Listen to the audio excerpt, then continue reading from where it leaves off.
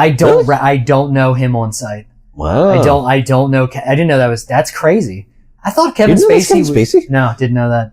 I thought he was more attractive than that. I'm gonna be cards on the table. That's.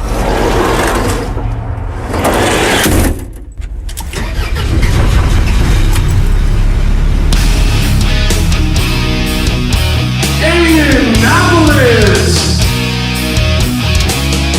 John, Dick, and Cheese.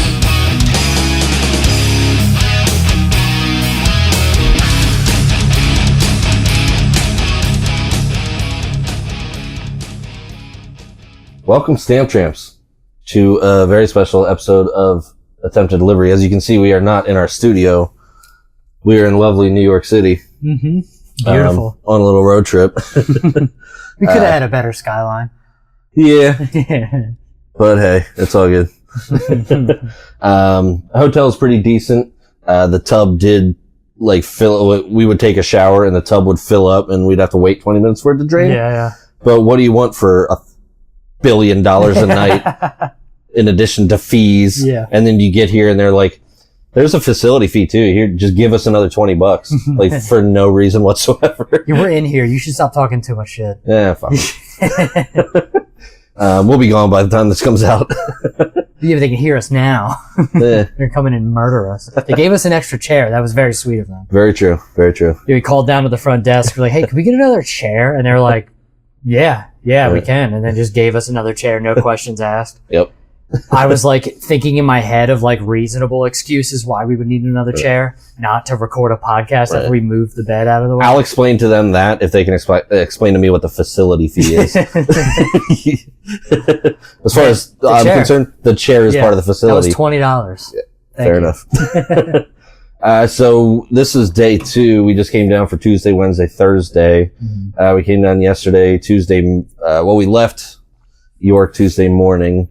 Had to double back to my house because I forgot something. Yeah. But we had to come back that way anyway. So the drive was nice. We didn't really hit traffic, just individual slow fucks. Yeah.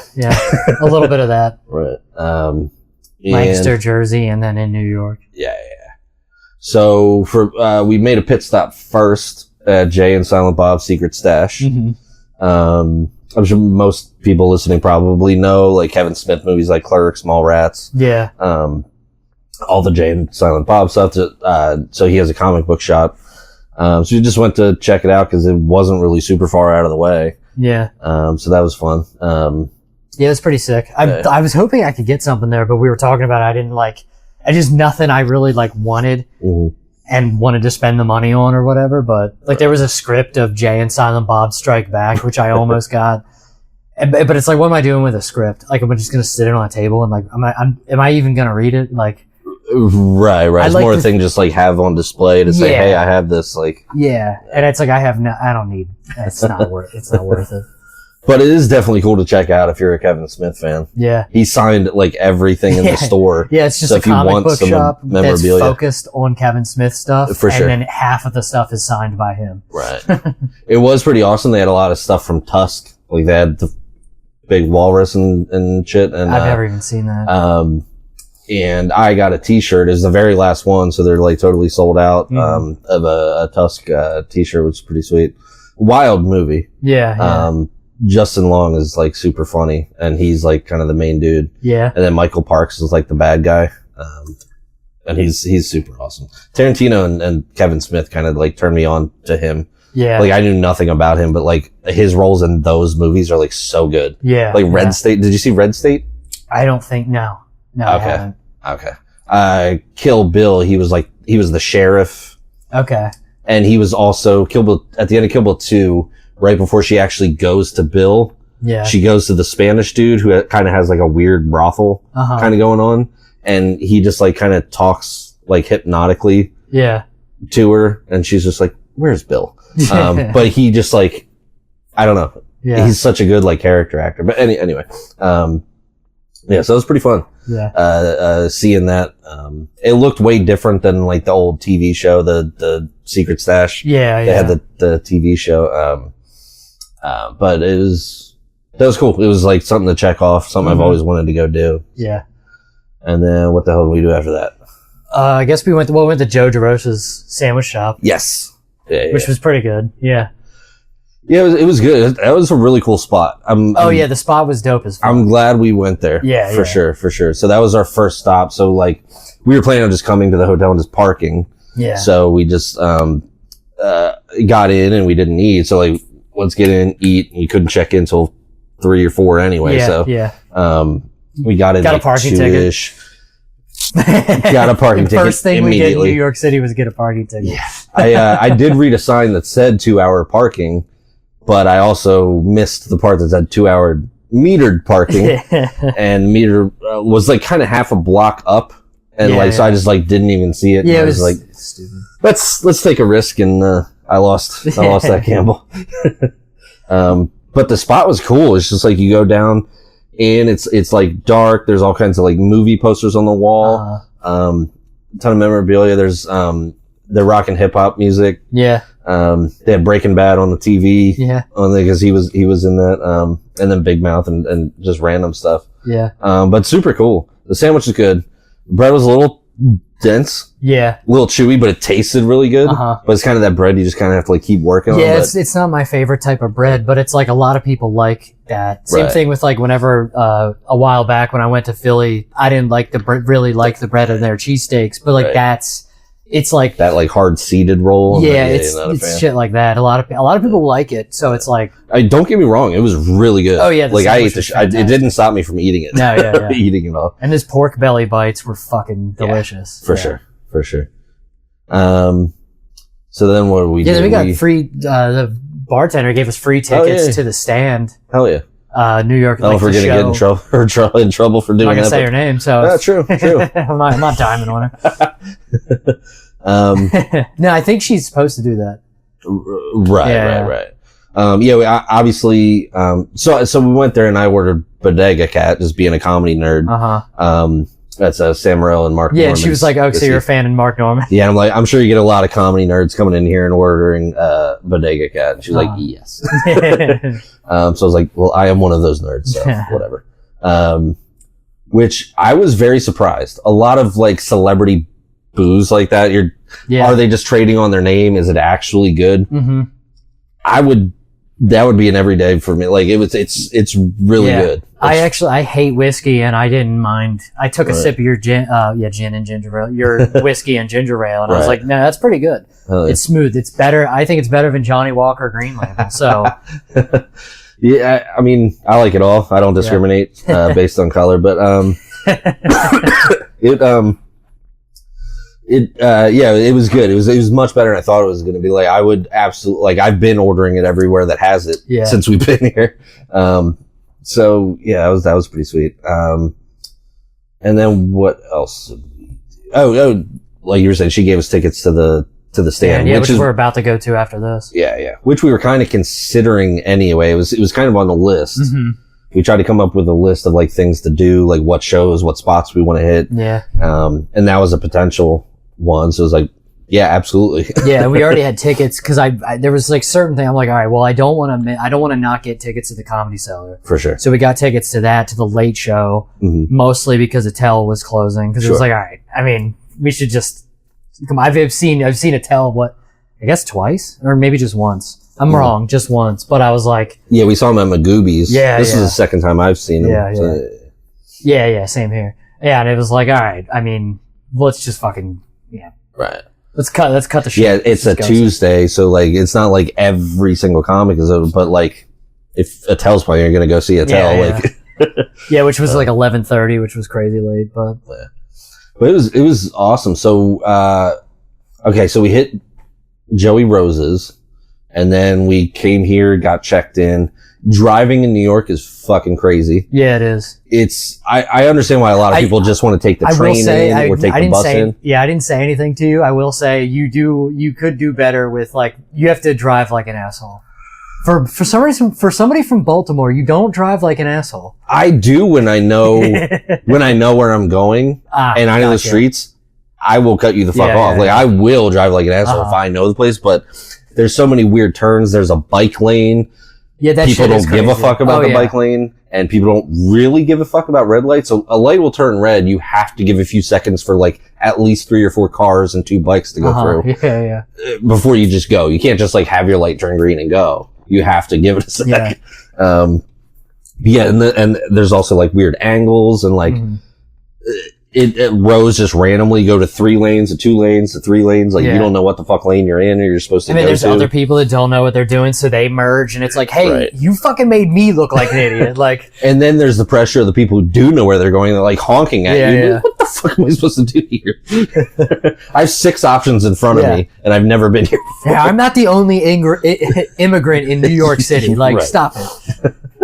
You live here. You know how many people don't know how to drive in this city. Right. But we did make it from Joey Rose's to the hotel eventually. Oh, yeah. It was like fucking 4.5 miles or 5 miles. Let's say 5. It took a half hour to drive. Like, holy shit. I don't know how far, like, and it wasn't even quite rush hour yet. Like, no. Traffic wasn't bad. It was just the lights. And then, like, But I am glad we did it. Like, we didn't have to take the train and then, like, it was pretty sick. Our luggage and, like, take cabs for how much shit, like, this place cost, it was definitely, it probably was, especially because we're not used to the city. So it's kind of like, I don't know. I think it was worth it. But Yeah. We just came straight to the hotel, valet parking. They parked the fucking car, bring it back, and then we can just Uber, nicer place. Don't have to worry about bed bugs. It's pretty. Yeah. Everything we've gone to has either been walking distance or a not very long Uber ride. Yeah. So I think this was definitely the move. Yeah. So what did we do? We got into the hotel. Yeah. So it was kind of sick because we kind of I told Lori this morning when I called her, I'm like, we like legitimately checked everything off that like we wanted to do in the first day. Oh, hell yeah. We kind of knocked it out of the park, honestly. Because we got here, and then what did we eat? We ate Joey DeRosa's, and then we looked up like mics and stuff, and we ended up going to an open mic. Walked blocks to an open mic. Yeah, we got the walk to it. And we haven't done open mic comedy in New York, so we didn't know, like, are we going to go? There's 100 people and you get a minute. Like, but you ended up finding a mic that was walking distance, and it was like the exact type of mic that we're used to. Yeah. It was like maybe a dozen comics. Well, yeah, and shout out to Dylan for giving me the PDF file or whatever. Right. It's now every time I think of PDF file, I think of Drake now. Yep. It's crazy. Now that's going to become a banned word on YouTube. You can't talk about zip files next. Well, that's kind of racist too, but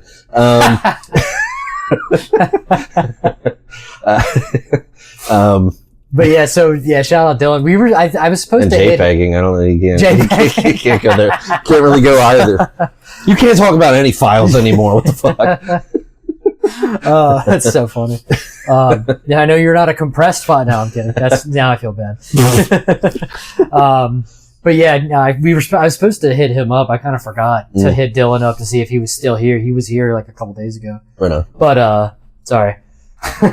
But so yes, we walked over to that. So it was a sign up online, but like online, it said to sign up online, but it said that you could also sign up at the door for like $10. Like it was more money to sign up at the door. $8 online or just go there in person, $10. But we went and dude was just like, just sign up online. Like, we went and he was like, no, sign up online. I guess because they make the list, it like automatically like makes a list out of it or whatever. He probably just wanted to do that. He probably didn't want to have to deal with adding, you know what I mean? Like putting us somewhere on the list. Yeah, that was sick. So it was called the Grizzly Pear. Yeah, one of them. There's like multiple locations. Right. But the one we went to was the Grizzly Pear. Yeah, in Midtown. Yep. But yeah, it was a really dope little spot. And we went back and it was a cool little stage with kind of like it's just in the back of like the bar or whatever. You can still kind of hear bar noise and stuff, but it was like sick. I mean, it was like a really cool little like. I wasn't distracted by that at all. Like it was very separate from the bar. Yeah. And a cool space. It was nice and dark, close and intimate. This was the first place I've had like a light. Actual light. Yeah. Yeah. So they had like a red light. I the first few comics, I was like, I was like, doing a light? Because I hadn't seen it, but then I saw the host kept going over and hitting this button. Yeah. And he was like, if you're looking at the stage, he was to the right of the stage, but the light was like left, and it was just a red light that would just come on. Yeah. It was it was a white light, and then it would turn, or another light or something. It would just turn red. And then if somebody started running the light, he would flash it. Right. Yeah. But that was pretty sick. It wasn't like having to do the phone flashlight thing. Yeah, the ghetto flashlight. Right. But it was exactly the type of mic that we're used to. It's, it's really funny. Like, anytime I've been intimidated with comedy, it's like been unwarranted. Yeah. You know, even starting in the first place, like the zone was like kind of intimidating at first, and then like, it's like, oh no, it's cool. It's just like, we're all doing the same shit. Yeah. And then like coming to New York, it was like, okay, they're New York comics. There's like 50 mics a night. They could like hit more mics in a night than I can in like 6 months. Yeah. And like just assuming because it's so populated here that it was going to be like just like 100 people getting a minute. But I guess there's so many mics that like it probably balances out. Yeah. So this was exactly what we were used to. So yeah, everybody was really cool. Yeah. Everyone was cool. And just like any other mics, like people did better than others. Like, but there were some fucking like fantastic jokes. Yeah. I definitely laughed my ass off. And there were even like, so what I mean by like, it's kind of what we're used to. There's like about a dozen comics and like 3 or 4 like actual like audience members. So it was just cool and intimate, and just, I felt a little shaky when I went up, but then just kind of loosened up. The only issue is there was like a blinding white light. I could not see anybody. Yeah. And this hotel room is kind of bigger than that space, and I could not see anybody. I was kind of playing to laughs, and luckily there was this doctor comic guy right up front. Yeah. Who was laughing his ass off at my jokes. I'm like, fucking A. So that was fun. That was really cool. I did appreciate that, we didn't like get buried, which like would have been understandable because we're out of town. Close to the end, but like it wasn't that long of a mic either, and I think they cap it because they had a late night mic after that. Right. So I think they cap it and they don't let, you know what I mean? It would have been, which is why I didn't sign up online, because I didn't want us to sign up online and then not get on, because that would have sucked. Right. Because we could have just went. I was planning on just, if we couldn't get on the list, we would just watch and then go to the cellar afterwards or whatever. It would have been fine. Right. Yeah. It was pretty sweet. They split it into 2 halves, and we kind of went up towards the beginning of the second half. It was fun. It was really fun. It was definitely a fun new experience. And then what the hell did we do? Did we come back here? No, we went straight to the cellar. Yeah. Cause we went early. We didn't want to be like, we weren't sure how like long or like how everything worked there. So we wanted to make sure we were in the area so we could like be waiting in line early, because the show, I mean, it said to be there on time. So we wanted to make sure we were on time. So we just went and hung out at the cellar. Right. So we went to the cellar and just went upstairs to a bar. And so like a lot of these places are fucking... I'm blanking on the name. It's the Olive Tree. Olive Tree. Yeah. Right. They said... Not the olive branch. You get the whole tree when you come to the Comedy Cellar. Fine. And then we went just to the upstairs to like the back bar or whatever. That would have been a funnier joke if it said Olive Garden instead of Olive Branch. Yeah. Sorry. You fucked up, dude. I did. We'll edit. Say it again. Yeah, we were going to the Olive Garden. No, I need I'll to, say I it, need and to live I'll in that. steal your joke. I need to live in that. It's fine. But yeah, so we just went like mad early, and unfortunately we weren't hungry because we heard the food at the Comedy Cellar is really good. But it is what it is. It looked good, but it was just like, we neither of us were hungry because we had a loaf of bread in our fucking guts already. Yeah, he hasn't shit since we've been in New York, so. I was really hoping to christen the Comedy Cellar too. Yeah. But yeah, the fucking, so we went upstairs, which the bar and restaurant upstairs is sick. And we sat in the back. There's a very small bar in the back of the room. I don't know, like a fucking maybe 5 to 8 person bar. Yeah. I was surprised we even got a seat. Yeah, honestly. yeah. There was like one person sitting there. I was like, hell yeah. Well, one thing, it was sick. So we just got drinks there, and there was like screens of it was like live streams of the Comedy Cellars. So they're like downstairs, and I didn't realize it was live. I thought it was just showing it, but I'm like, why are they showing comedy on these screens with no sound? That's kind of weird. Right. And then you could hear people clapping after a comic set, and then you could see a comic wrapping up on like the bottom right screen. And I'm like, oh, this is fucking downstairs. This is live streamed downstairs. This is, unless that'd be hilarious if I'm wrong. And it was I think you're right, because we saw them then come upstairs. And then we saw it was pretty sick. We saw the comics coming upstairs or whatever. When we were looking at stuff to do, I was considering the different shows, like who's on which show, and one of them, the earlier show, Jordan Jensen was on. And then all of a sudden, like, she was upstairs. Yeah. In the back, like, talking to her people or whatever. And then I didn't realize who came in. Yeah. Should we say anything? Yeah, it's probably fine. Yeah. I wasn't picking up on what you were saying. Yeah, I was trying to. You were trying to be subtle about it, like. Yeah, I was just like, I was like, somebody's behind us right now, but like, we're not going to do anything about it. Right. So it's like, I was going to tell you, but I'm like, I don't want to say it in case they can hear or whatever. Right. But then I just texted you, like, Louis behind us. Like, yeah. Crazy. And I was like, oh shit. Which makes sense. Like, but like, if you're a regular there, even just like a regular like patron, it probably isn't crazy seeing. No, and it isn't crazy, but it's just like, oh shit. That's wild. Yeah. But like for us, like, oh shit, like it's kind of surreal. Yeah. You know what I mean? Like he's sitting behind us, like giving Jordan Jensen like comedy advice. And I'm like trying to like. Yeah, bend your ear to fucking hear it. Yeah, but like obviously we know how to behave, and we didn't like fangirl and like. Exactly. Yeah, that would be insane. We left them alone. Yeah. That's why I said when I was like talking, it was like, somebody's here. Somebody just walked in, but like. I don't even know.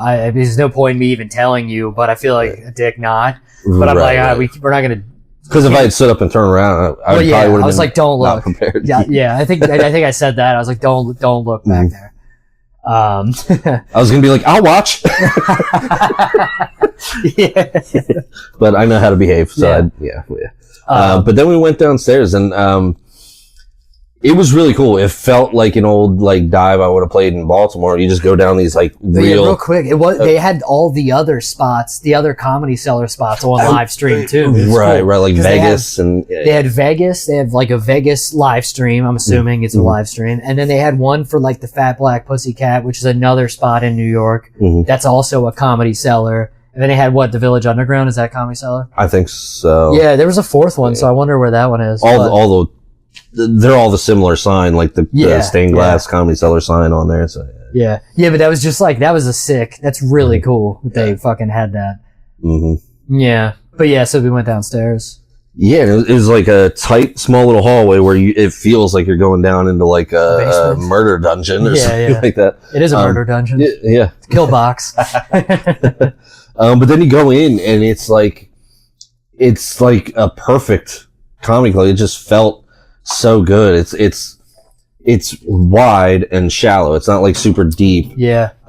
It's real close. They pack you right in. Well, if you've ever low been like ceiling, in like a downtown place, like a pub or something that's in like a brownstone type, like long but skinny building in like a city. It's like that. So yeah, I played places like that in Baltimore. Instead of having the stage in the far back, where you have to like somehow get the sound to reach the whole way to the other side of the building or whatever, like the front, it's on the side. So it's like way better. I mean, it was like, it made me think, I think we should try to figure out how to set that up like that at Phantom Power. I know Ziggler's talked about doing it that way before, but I think it might be a really good idea to do it that way. Yeah, it's pretty, and I didn't realize like you see the Cellar like on Louis' show or just like elsewhere on TV, and it feels like they're like so separate from the audience. They're up high, but like they're not that much high. It's like right there. It's so it's like literally it's people are sitting on the floor in front of you. The stage is like 6 inches, I don't know, like a foot high. Right. Yeah, it's really sick. It's real tight in there. It's really cool. Yeah. And I feel like an asshole because I'm blanking on the first name. Caitlin Palufo? Caitlin, right? Yes. Yeah, Caitlin Palufo, who did a show at Phantom Power a year or two ago. And so we got to see her there. It was very funny. She fucking crushed it. She fucking murdered. Yeah, it was, everybody murdered. And I'm blanking on what, like, some of the names, and I feel Ricky like an asshole. Valdez was one of the dudes. Yeah, Valez? Either way. Valez, yeah. But even the host I only remember the names of people that I knew before. Okay. You know what I mean? That I knew their names before. The other ones I don't. Was it a girl? Was it Kate? Lisa Traeger. Oh, that's it. Yeah, not Kate. That doesn't make sense. Not even close. Not even the same letters. Yeah, she went right up right before Attell. But I loved everybody. It was such a good show. It was sick because they do pack you in, and they do the thing where they didn't lock up our phones, but they gave us a manila envelope that we had to put them in, keep them in, and seal it or whatever. And I'm sure you would have got thrown the fuck out if they saw you with a phone. Yeah. Right. And they put like number of people and your table number. That's dope. Yeah, because first off, you can keep track of like the number, like you said, they wrote number of people and the table number on it. So that's like convenient. And then also when you leave, you can just rip it open and fucking take your phone out. Right. You don't have to wait for them to. Yes, because those yonder bags suck. But the yonder bags are definitely necessary in a big place. The only way, like they wouldn't be able to do that like in an arena because people would just rip their phones out and you couldn't do shit about it. There's not enough employees to kick out. Right. You know, so I get why they do those yonder bags or whatever, but it sucks waiting for, I mean, I had to wait like for 20 minutes just to leave like an arena once because we had to lock them up. I'm like, dude, next time I'm just leaving my phone in the car. It's not even worth fucking taking it in if they have to put it in one of those bags. Right. Yeah, but it was saying, and so we got seated. If you're looking at the stage, we were in the far back right corner. Yeah, right by the bathroom. It was fucking perfect. It was right by the bathroom. Literally. And they were packing people in, and like they put us on this one tiny little table that is really made for one, but I guess you're supposed to huddle around. For sure, yeah. And then there was another little table here, but they never sat anybody here. So I think we were the only two people in the room with like our own little table. Yeah. It was sick. It was like we're fucking spreading out, fucking go to the bathroom when we want, not interrupting the show. Oh, and it was the best part about those seats is the fucking bathroom. It's like I went to the bathroom a couple times and I just had to walk in front of like two people. You don't have to go in front of the stage and have him make fun of you or have them make fun of you. Like, but yeah, it's like the tiniest bathroom. Oh yeah. I was like, there's a lot of people here for one little stall and one little, and it was like, it was a stall and a urinal, and it was, it's very, very small. Kind of packed into the size of a stall. Well, yeah, and it was like, literally like the size of like a hotel bathroom. Like, you walk through like a swinging door, and then there's a swinging door for the ladies' room, swinging door for men's room, and like, they were tight. I mean, if you've ever been to like I guess like a pub or like a real dive bar, like I guess I'm like, I've seen it before in like anywhere in town where it's like a tight, like small, like long business. They're always like that. They have very small bathrooms or whatever. So yeah, that was pretty sick. And, so yeah, it was killer show. And then, what did we do? It was definitely, and I definitely like, I was just like, I kept thinking during the show, like, these are all like killers. Like these fucking comics are, cause you think like, I mean, we see like a lot of like really good comics and stuff. And honestly, like a handful of them would belong in that fucking comedy club. Right. I'm not one of them. Yeah. Like it was like really like these motherfuckers were really good. And there's like like whoever like passes people at the Comedy Cellar, and I'm sure like the Stand and the fucking other places are just the same way. But like, there's a reason why they're booking people. Right. Like, it's a different level of comic. So, like, like killer material, but also like so like present and in the moment and able to handle anything. In the room, like not for a second were they like even close. Like if a joke didn't work or whatever, they made a joke about the fact it didn't work instantly. Like there was no, I mean, it was like high level. It was inspiring to watch. Absolutely. Because even like and I think partially because it's there and it's not like, even seeing like some of the best comics on their own show, it wasn't as good as that. Yeah. You know what I mean? It felt like that was like a game. There's no room for like relaxing and just having like, I don't want to say not having fun, but like, no, we're here to like, this has to be good here. You know what I mean? I don't know. It just felt like another level of, it was not like, even seeing like those comics on their own show, they were better at the Cellar.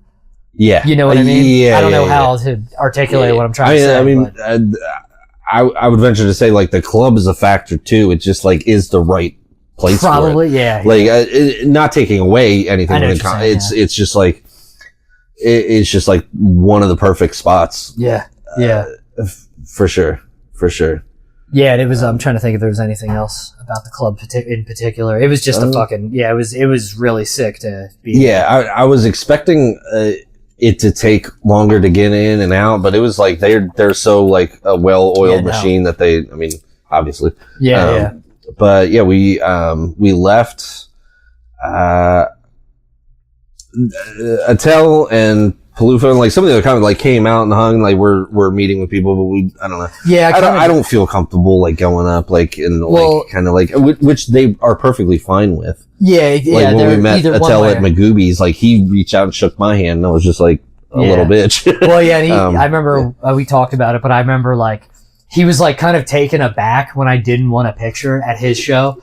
Right. He was like, "Do you want a picture?" I was like, "Oh no, I'm okay." He's like, "Okay," and then just like moved on. I'm like, "Fuck!" Now I feel like a dick. But it just feels like I don't know. Especially at the Cellar, it was like I don't want to. I feel like I don't know, civilian approaching them like that. It's like now I don't know. I kind of feel like I don't want to be I don't know. I don't know how to say what I'm trying to say, but it just felt like you don't want to be like too cool for school and not, but you also don't want to like put them out. Exactly. Or feel like you're putting them out or being and then it's like, what do you say? Like, hey, I kind of always think like, oh man, I always think to say like, oh man, I hope I'm like your peer someday or whatever. Right. And then I'm like, I'm just some shithead coming up like, hey, I'm a comic. You know what I mean? It's like 3 years in and they're like, like I'm not fucking doing that. I'll just wait. They don't want to talk to somebody 3 years in. Maybe they do. Maybe it's an asshole thing to assume that they. Well, not even an asshole thing. It's just awkward and I don't know. Right. Yeah. So I'd rather just leave them alone and let them. Yeah, it's fine. You know what I mean? We don't have to, Right. Just going to the show is obviously like we just appreciate what they do. We don't have to like meet them and suck their dick. And a little bit of it, I don't know. I had been like drinking and I was like, I don't really want to like, I don't want to like say something and not that I would say anything that I don't want to say. That's not something that usually happens. I don't think you do that either. No. Open your mouth and say crazy shit. No, I joke about doing it. Like, for sure. Like saying I'll watch, but I know better than to actually do it. Yeah, for sure. But just like I don't know, it's just not the light that I would want to meet. It's not the situation that I'd formally want to meet somebody like that. You know, right. Like I'd rather meet them opening for them at some point, or you know what I'm saying? Like not to sound delusional, but I'd rather meet them in like a professional capacity rather than coming off like a fanboy. Like, exactly. Yeah. At the show that they do every Tuesday night, and they meet 100,000 people. It's like I don't. Right. Yeah. Then we went and got pizza at 2 a.m., which was sick. Yeah, it was pretty sick. It was like definitely time to eat. And there was Ben's Pizza. Is that what it was? Couldn't even remember the name. I just know it was Ben's Pizza, green awning. It's right on the corner before the Cellar, or right by the Cellar. And it sat there and crushed some pizza. That was fantastic. God, that was good pizza. Yeah, that was good. That was the goal to get like a good slice, and we had two, and that shit was good. It's wild how fast you eat. You eat like you're in the military. It's crazy. There were 2 like sizable pieces of pizza. Yeah, they were like probably, I don't know, 9 inches long. I was starting my second slice and you were done. I'm like, God damn. I don't know why I eat so fast. It's like, I'm supposed to be the pig. Like, what the fuck are we doing here? It's fucking maybe that's the trick. Maybe if I just eat faster. No, it's just I get full too quick. I gotta get it out. I gotta get it down. Fair enough. But yeah, that was pretty sick. Then we just Ubered back here, chilled a little bit, and then it was amazing. We slept until like 9 or 10. It was pretty beautiful. I was like, why can't this be life? Like going to do and or see comedy, have like a million options for like the best food in the world, and then fucking sleep until 10. Yeah. Like, why can't this just be life? Yeah. Speaking of before I forget to like mention it, this city, I will say I don't know if I could like live here, but this city fucking moves quick. Yeah, it's crazy. I definitely see it. This city moves fast, but. Man, the fucking food options. I understand why New Yorkers think they're better than everyone else. Cause I'm pretty sure if you ate out every night for a year, you could easily not double. Oh, for sure. A single, like, and we were like talking, like, I don't know, yesterday we were looking on Google Maps, like looking at different restaurants. Every fucking, it's a city full of mom and pop restaurants. Right. Like, it's so many and not even. There's chains here, but why would you even? Like I said to you, I'm like, I think it's the locals. I think the locals are like spoiled and they're like, let me eat at fucking Chick-fil-A or Olive Garden. This will be fun. Right. What's this like? But I don't understand. Like, there is the Olive Garden in Times Square. There's a million Italian restaurants around. It's unbelievable. Like within a 2-minute walk. Yeah, like, why would you even bother? Here. But I mean, it's if you're from like a small town, you come and visit, and it's like maybe you're familiar with it, or I mean, maybe that is. Fancy for them. They say that McDonald's they want all the McDonald's to be the same because then it makes you feel like you're home wherever you are. Right. And I don't think I would say that that's more for like on the road. It's like, hey, let's stop and get some food. Hey, it's a little piece of home. It's McDonald's. Right. It's convenient. Is genius. I mean, it's brilliant to do that. Right. But to be in New York City and to be like, let me eat fucking Olive Garden, like that's insane. Yeah, it's wild. It's wild. But but as far as the individual, like mom and pop place because it is so competitive and so expensive to have a place here, like you kind of have to be amazing. I guess, yeah. You know what I mean? You can't really have like trash here. You're right. Yeah. You know what I mean? You just go out of business and then you're gone. So right. So you kind of have to be really good. So even like the little side shops, like, I don't know if what we were in was considered a bodega today. I guess. Yeah, no, that's a bodega. It has to be, right? It had everything in there. They had a small supermarket. They had all the shit. Yeah.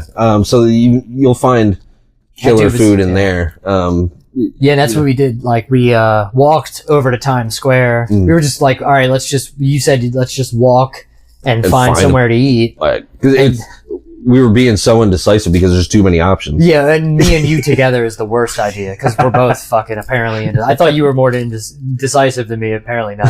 Apparently that's fine. Yeah, but just never find food if we. Right.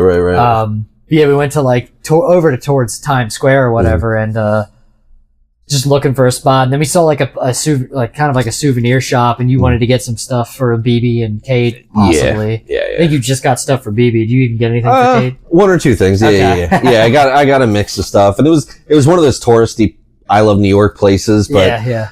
What else am I gonna do? Yeah, dude, you know what I mean? I went upstairs to try to like look at some sports stuff because it's all like sports stuff. It was all like touristy type shit. None of it, I thought, it was all like. Yeah, it was all like kind of whack.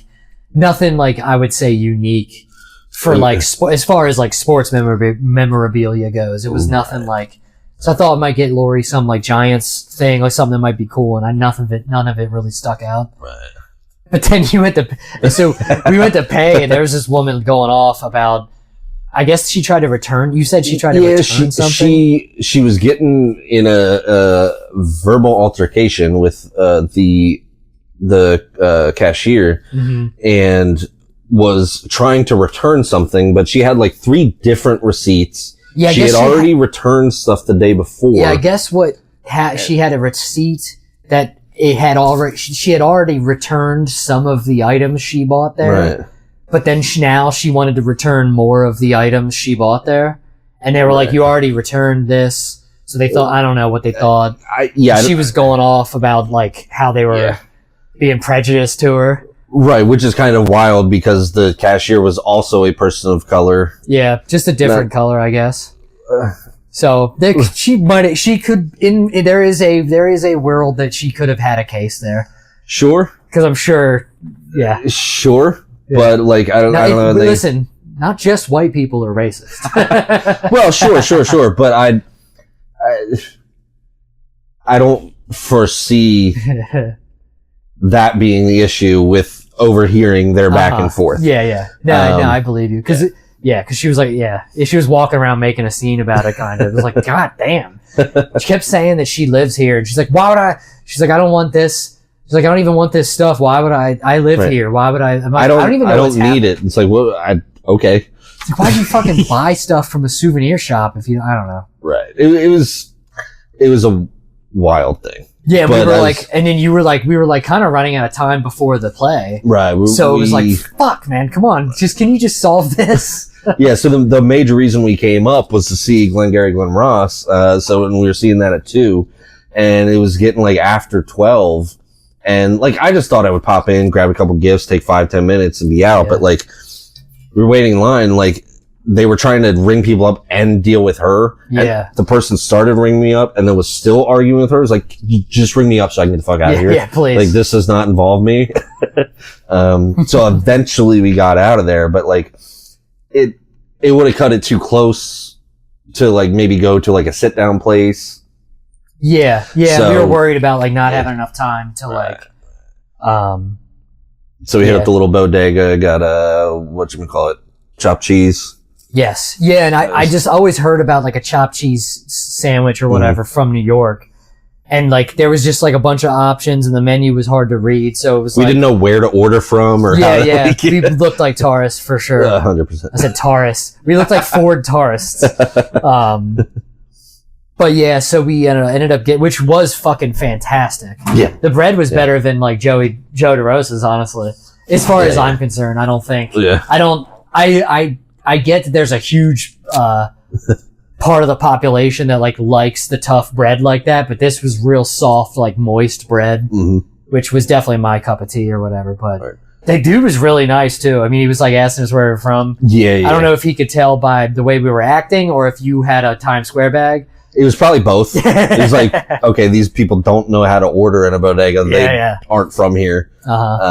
But that sandwich was really fucking good. So that's what I was saying. You can find like good food anywhere. Like I was so hung up on like finding the perfect spots. Yeah. Anywhere you go, it's gonna be good. So just, Yeah, and we kind of just like walked back towards the hotel and I was kind of worried. I'm like, fuck, man, we're gonna be able to like, I was like, all right, maybe we just stop at like a bodega and get like a wrapped sandwich or something just to hold us over till later. And then we were like, all right, let's go in this spot. And it was like fucking fantastic. I mean, that fucking sandwich was top notch. It's like, okay, yeah. It's really like, all right, I get the elitism in New York. I get why these people think they're better than everybody. I mean, it's the trippy thing is like the food to me is like, fucking Christ. You guys get this all the time? Like there's so like, and I'm bitching about Panda Express coming in near my house. Right. And I'm like, these motherfuckers just get, I wouldn't care at all if I had the options like this. I mean, for sure. Yeah. But it wasn't all food that we came here for. We did come here for the play. Yeah. While we take a quick break. Hell yeah. And then we'll come back and get into the play. Fuck yeah. Attempted Delivery is brought to you by us. We do not have sponsors, but we'd love some. Indeed. So if you do enjoy the podcast, please like, share, subscribe, so we can grow this thing and quit our jobs. Let's get back to the show. Welcome back, guys. Wouldn't it be crazy if we saw a plane just fucking fly into... That's what I keep thinking every time I look out this window. It's my only New York reference. It's the only thing I think of when I see skyscrapers. I'm sorry. So who? All right. So who should talk about who should give their take on the play first? You should. Okay. Are you sure? Yeah. I can't think of what's newer funnier. to you. It's newer to you. So that's like. Fair.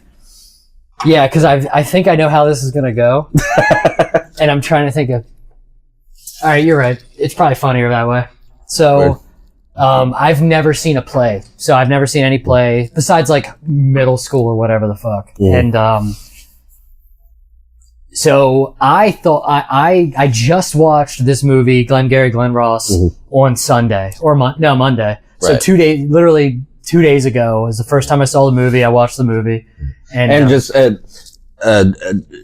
going back, it was originally a play. It was a David Mamet which is play. when you know that, it's very obvious when you watch the movie. When you watch the movie, it's like this is clearly a play. Yeah. It's filmed much like a play and acted and dialogue. I did enjoy the movie a lot. It made me 100%. like I saw that before I ever even knew it was a play. Yeah. So. And thinking about it, I was like watching the movie and I just was thinking, I'm like, oh yeah, old movies have a lot of dialogue. Right. It's been so long since I've seen it. It actually was like, all right, I need to watch The Godfather again.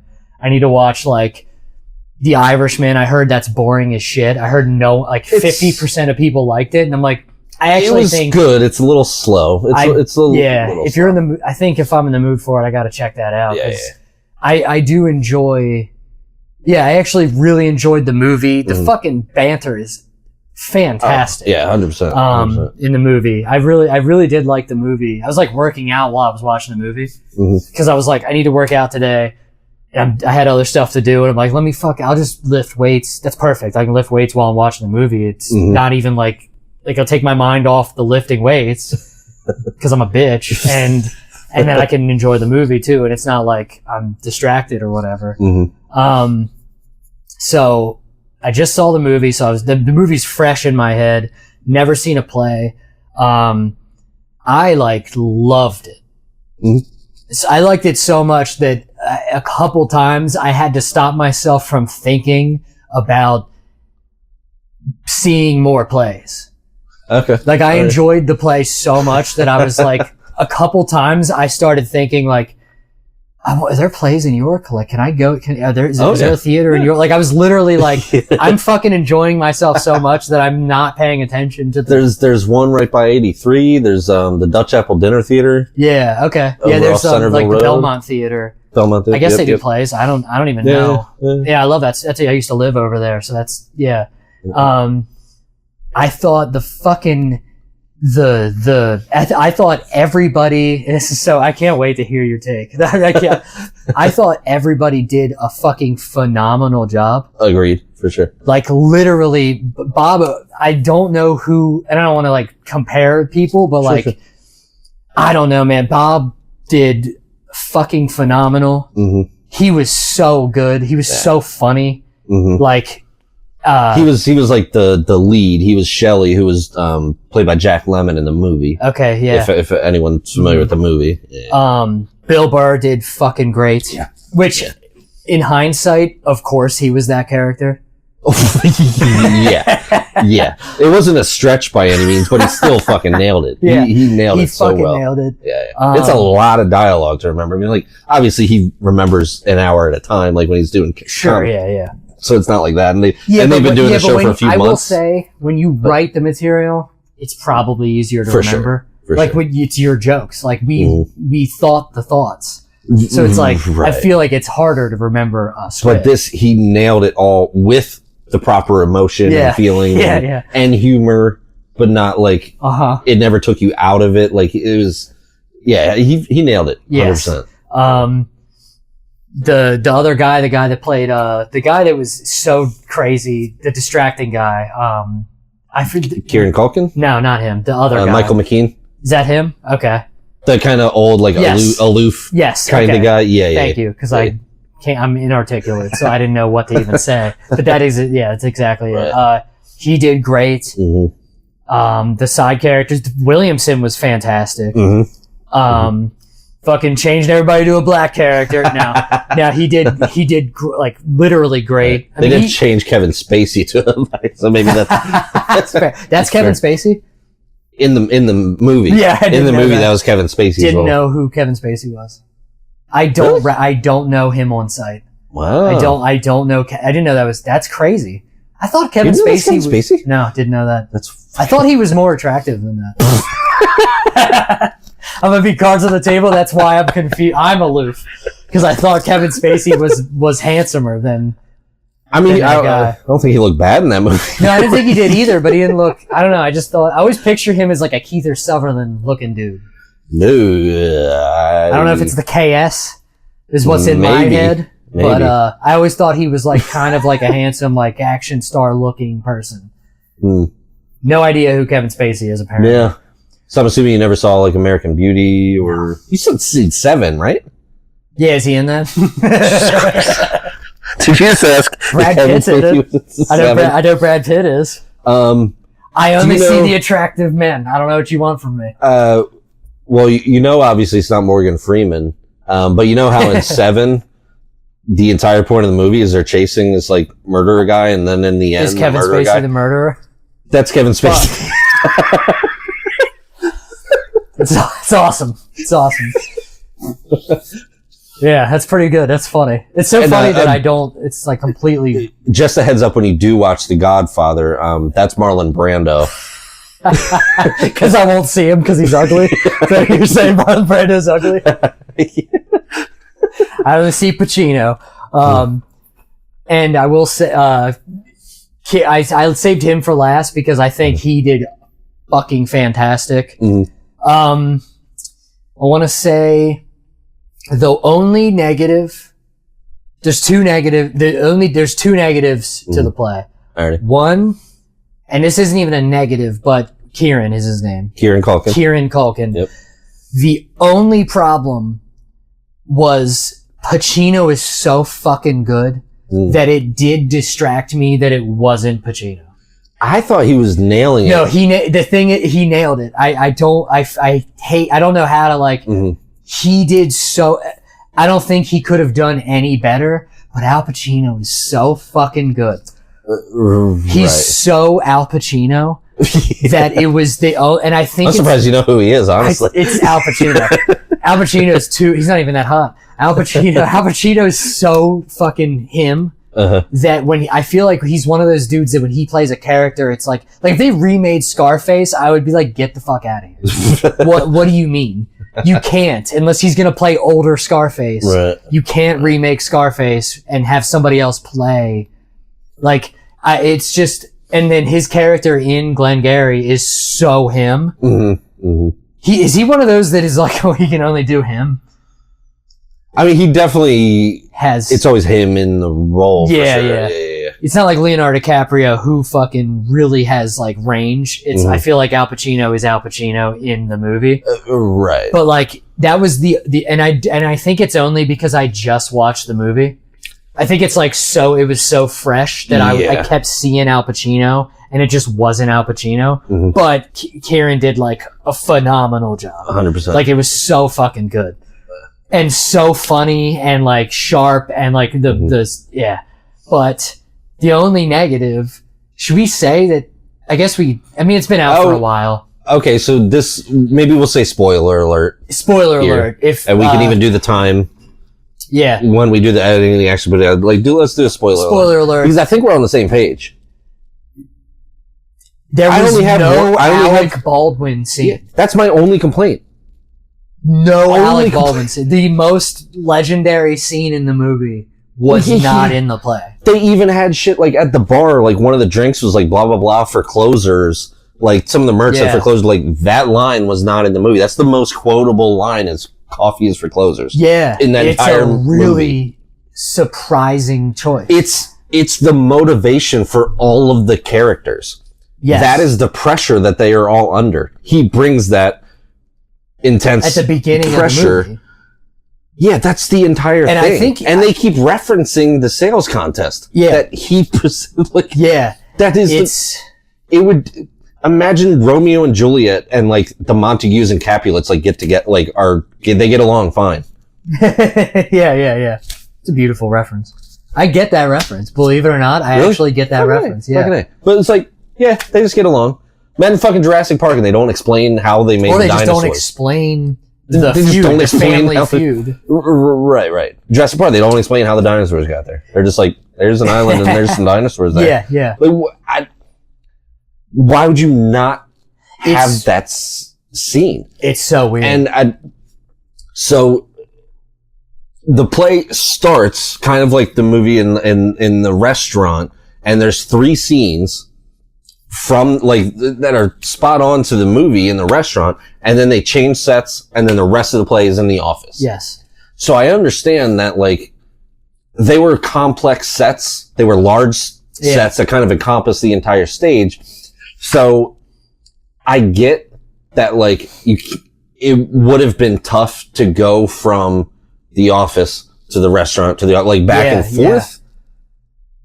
But to not have that scene is insane. Yeah, You can even do it as a flashback, but to not include the most quotable I almost thought what insane. They would do, so they did the scenes before, like the scenes in the restaurant in the first half, and then they had an intermission, and then in the second half they did all the office scenes. Right. I almost thought they were going to do a flashback at the beginning of the intermission, after the intermission. Right.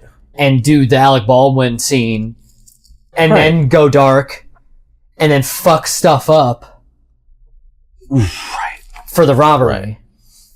Yeah. You could have even had one actor come up with a fucking curtain and do a monologue. Yes. You could even do the fucking monologue, or they should do that at the beginning, have one person getting coffee, and like, so 2 people on the stage spot like him on a dead, like I don't understand it. That why you would not have. Yeah, I get that it's hard. That scene. But like, it feels crazy. Putting on that entire fucking production is hard. It's like, that was one extra step. Yeah. You know what I mean? Like. Yeah, it's a really interesting choice. That's literally the only. That was my only complaint. So we're actually on the same page. Yeah. Like, that was my only complaint. I was like, I was just dumbfounded. Like, how do you not? Yeah, and it's have that scene. I'm wondering if they're just like, okay, well, everyone's seen this movie. Who's going to see the play? So everybody knows it, but it still feels crazy. What if you didn't? You'd have like, man, like, wow, this is like, you wouldn't. I feel like it didn't build the tension enough. Right. If you don't already know the story. Right. That was the function of that scene. That's why they are all under that much pressure. Yeah. Like, that's it's literally everyone's motivation comes from that scene. And it's a wild choice. I mean, it was good. Oh yeah. Everyone nailed the parts. Everything was good. The set looked amazing. It's wild to not include like one of the most pivotal scenes. And the most quotable. So that like I've seen the scene and I never saw the movie before. Like that I saw the scene forever ago because it's a funny scene. Yeah. It's kind of wild. Yeah. I don't know. I mean, maybe is that like residual from Alec Baldwin fucking killing somebody on a stage? Like, they won't even put his intellectual property out there? Have somebody else play that scene in that like play, but I can't think of any other. That was more egregious than him killing somebody on a movie set. I mean, I'm just like, I don't disagree. How do you do that? It's insane. For as good as it was, it was everything else was perfect. It was literally perfect, and then it just didn't have that scene. It was so wild. Yeah. Well, it's cool. We're on the same page. Yeah. I mean, it made me want to see like more play because it was also just, it's so cool to see. I never even thought about it, but it's like so cool to see. It's literally watching a movie in person. Oh yeah. But I mean, it just has to be dialogue. It's not Transformers with fucking auto. And there's the excitement of it being live. Yeah. There's no takes. There's no redo. You know what I mean? There's like, it makes it more impressive. But yeah, I mean, everybody did fucking phenomenal. Like, I mean, it was so good. And it was spot on. Like, yeah. And it wasn't I mean, a regular play, it's really cool to watch that, but then it's also cool if you know that they're fucking nailing the dialogue. I mean, everybody did perfect. Right. As far as like the script from the movie, the mannerisms, fucking Culkin did an unbelievable Al Pacino. Mm-hmm. But the only thing was like a little slightly distracting because it just like it was just not Al Pacino doing it. Mm-hmm. So it was like that was the only thing that was a little bit distracting for me. But he still did. I mean, he couldn't have done better. Right. It was fucking perfect. And then, just like the pauses and like for things that like got laughs or whatever, mm-hmm. and then like, it was really impressive. And it was kind of fun listening to Bill Burr's been talking about it a lot on his podcast, and he said that like they try different things. And they kind of like do little fun things that like probably the audience doesn't know, but maybe it's a little different than the night before, or that the late show's a little different from the earlier show, like, and they like do little fun, so you can kind of see them kind of like smiling to each other a little bit, like, like an inside thing. So that was kind of cool too. It's funny because I thought it was actually clearer than the movie. Like I thought it was, I don't want to like easier to understand, or like they did, and maybe, I don't know if it's like a live aspect, but like it just felt like it was easier to follow in person. I don't know why. Right. Maybe I just know the story. That might just be a factor of that. Could be. That I just know the story already, so like I was able to follow it. But it just felt like more, just clearer. Mm-hmm.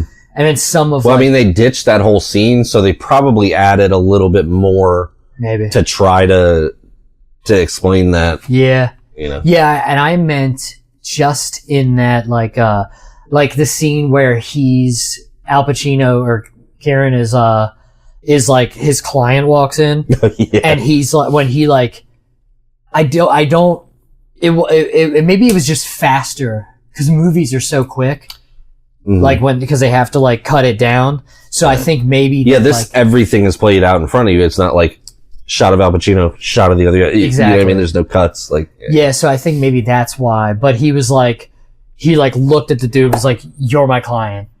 Blah blah blah, and then like when I didn't quite pick up on it as much in the movie, but when like what was his name? Shelley was like playing along. But when he was like fucking up, I didn't notice that as much in the movie as I did in the play, because he was like they played up a little more. And he's like,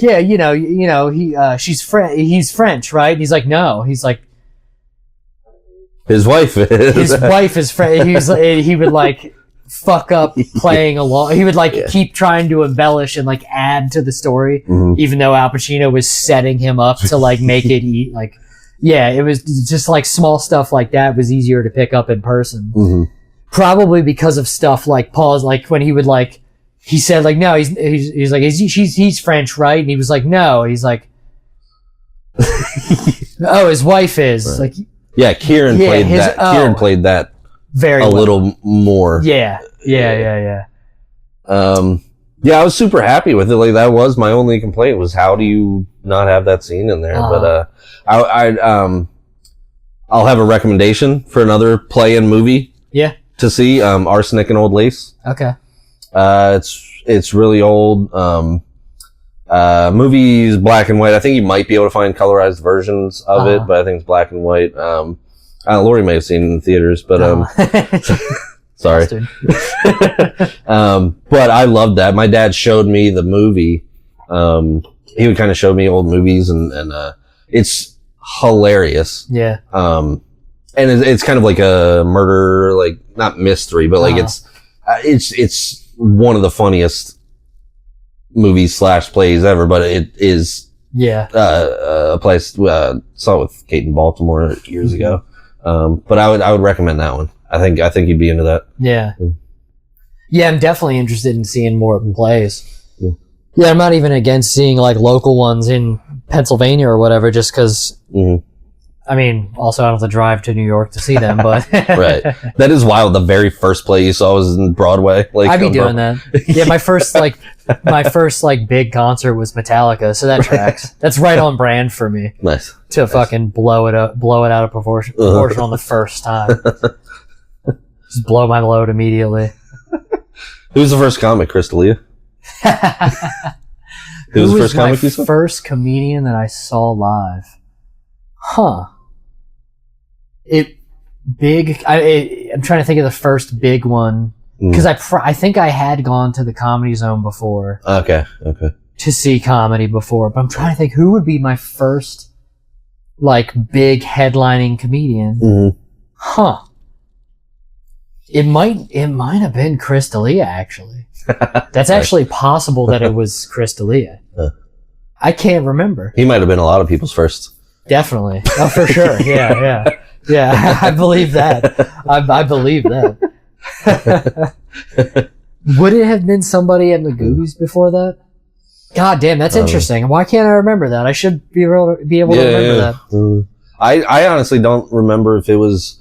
my friend Jason would have taken us. It would have either been Chappelle at UMBC or... that's insane. Or Robert Schimmel. Yeah, it's also crazy. Because he took his book, but I don't remember the timeline of which came first. Uh-huh. Yeah. So it would have been one of them. So. Yeah, I mean, dude, it might have been D'Elia, actually. Like the first, like, big comedy show to have gone and seen. Yeah, I literally can't remember. Or it could have been, might have been like Sam Morril at Magoobies or something. Shit. That was somebody I wish we could have seen.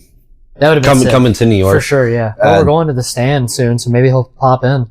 That would be that awesome. Would make this weekend. Because I would really love to see him. Like, I haven't seen him, and I've just loved everything that he's been doing. Yeah. To like, I mean, I was hoping to see Chris Rock at the Cellar. That'd have been fucking amazing. Yeah, for sure. Well, he's older. I don't know if he would have came out for the Late Show. He might have been maybe on the earlier show. Yeah, I don't know. So far, it's been a sick trip, and it's not even over yet. We are heading home tomorrow. Yes. Not sure what the plan is. Might hit up a White Castle in Jersey on the way home, or yeah, not sure what else we got going on. But yeah, going to see the show at 8. Did we say who's on it? Janine Garofalo is on the show, which is cool to see her. More familiar with her in movies and TV versus stand-up, but I mean, I know she's a killer stand-up. Yeah. So that'll be fun to watch. It would be cool if Sam Morril just happened to stop by, but you know, you never know. Yeah. You never know. That's pretty sick. Yeah. Yeah. So far, it's been a sick weekend. It's been a sick week. Mostly because we're not delivering mail. Yeah, that's pretty much the best part. Yeah. Yeah, we were talking about it. I don't know how the fuck you would deliver mail in this city. Yeah, some of these buildings are so crazy. Like an apartment building is one route. Like you literally just walk into the building, do that building for like hours, it almost and then you leave. Like you'd have to. Right. Or it's like one route a block. Like how would you, you know what I mean? I don't. Yeah. It's insane. Like looking at the size of some of these buildings, like more people live in that building than live on my route. I mean, yeah, literally. Like it's possible, yeah. But obviously you're not traveling and driving. But yeah. Still, I would say like at maximum it would be one block. Yeah. Right? Like yeah. I can't even fathom. Yeah, I don't know. Like we did see in the hotel there was like an outgoing mail slot that goes really all the way directly up the building between the elevators, and then it drops to the floor. Yeah, so if you're on we're on the 7th floor, there's like a little letterbox. You just drop it in and it goes all the way down to the it's really cool. Lobby. That's sick. Yeah, I can't imagine delivering mail in this town. It seems insane. I mean, it doesn't even seem like possible. Nobody gets mail in New York. It's all. So that's pretty much the trip so far. There was another thing I wanted to bring up. We can probably wrap up. Right. I don't have a ton of information, but maybe it's a tease for next. Like we're using my phone to record, so I can't look it up. But apparently, Dave Mustaine talks a lot of wild shit. Dave Mustaine was the lead guy from Megadeth. Is the lead guy from Megadeth. But he apparently had some interview where he was speculating that the deaths of Chris Cornell and Chester Bennington were somewhat suspicious. Oh yeah, I've heard that. That they were looking into trying to fight against PDF files and trying to call attention and but I know when people die, like people try to like explain it in some way. Yeah, I remember that actually was like a conspiracy when they died. Right. And it was kind of like, I think Vicky Cornell and stuff like came out and made a statement saying to like stop, like we don't want to hear about this. Like this isn't, you know what I mean? It doesn't make the deaths like any less tragic No, and it's weird because I just don't understand. I don't know. And people love them. Like I was in a Linkin Park fan, but like people love like Chris Cornell. So, like, so you want to believe like that they didn't. That it was such a tragic thing. Like you want to believe that like they almost were like a martyr or like died like doing something so like noble. Yeah. But I mean, I don't know, but I do want to see the Dave Mustaine interview where he goes into it because he talks wild shit. Yeah. Sometimes it's on, and sometimes it's like, okay, Dave. But like, I do want to. Yeah, I do want to see that. And I don't know. It just like doesn't make any sense. Mm-hmm. I mean, I'm open to like anything being true at the end of the day, but like I don't see any like reason to. There's no evidence. To right. I would want to hear. And why were they? What were they doing? Like, why were they involved with something like that? It's just so weird. You know what I mean? It's just so weird that like I don't have any information to like make me believe it. I feel like Corey Feldman would have been off before fucking Chris Cornell. You think, right? Yeah. And why aren't they off in Dave if he's talking about? I mean, I guess people like are more prone not to believe him, but then yeah. And if he doesn't have, if there's no evidence of what they were working on, you know what I mean? He's just kind of like and I don't know the distance between their deaths, but wasn't there like a year in between Chester Bennington and Chris Cornell?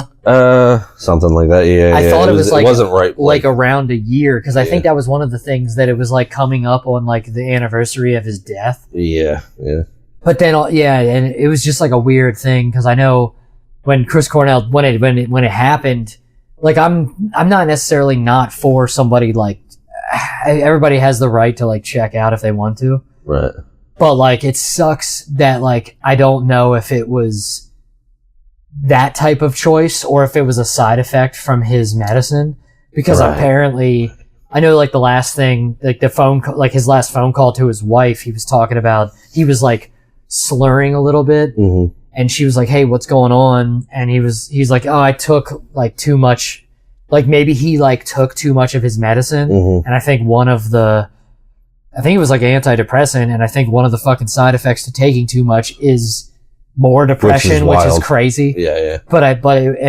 And she was like concerned, so she had called someone to kind of do a wellness check, and that's who found him. So it's like shitty that it's like, it's not like somebody was terminally ill and they decided to end it. It was like an accident. Right. And it was like, shit, it wasn't even like a choice. It was preventable and an accident. He took too much medicine and like had problems with that. Right. It's like shitty that that's what it was, and it wasn't like, you know what I mean? He wasn't clear-headed to do something like that. But yeah, no, I did hear that too, and it's just such a weird. Right. It's just weird because it's been so many years later, and now Dave Mustaine has a comment about it. Yeah, although he probably had somebody just maybe mentioned it or something. I don't know. Right. But yeah, I want to check that interview out. Yeah. So I guess we can wrap up. Yeah. The Coke and hookers are almost here. Yeah, we gotta get these cameras turned off. They don't like that. Or recharge. Check out our OnlyFans. Thank you guys for listening, watching. Yeah. Hopefully this episode turns out good. Hopefully it actually recorded. If not, we're gonna feel real silly. Oh fuck! Don't even say that. That would suck. Fucking dirty ass windows it is for our backdrop. Well, it's 7th floor. I don't want to clean seventh floor windows. True. But yeah, and next time we talk to you, I guess we'll be back in good old Pennsylvania. Old York. Yeah. Delivering mail. I'm quitting my job. I'm jumping out this window. All right. See y'all next Thursday. Yeah, see ya.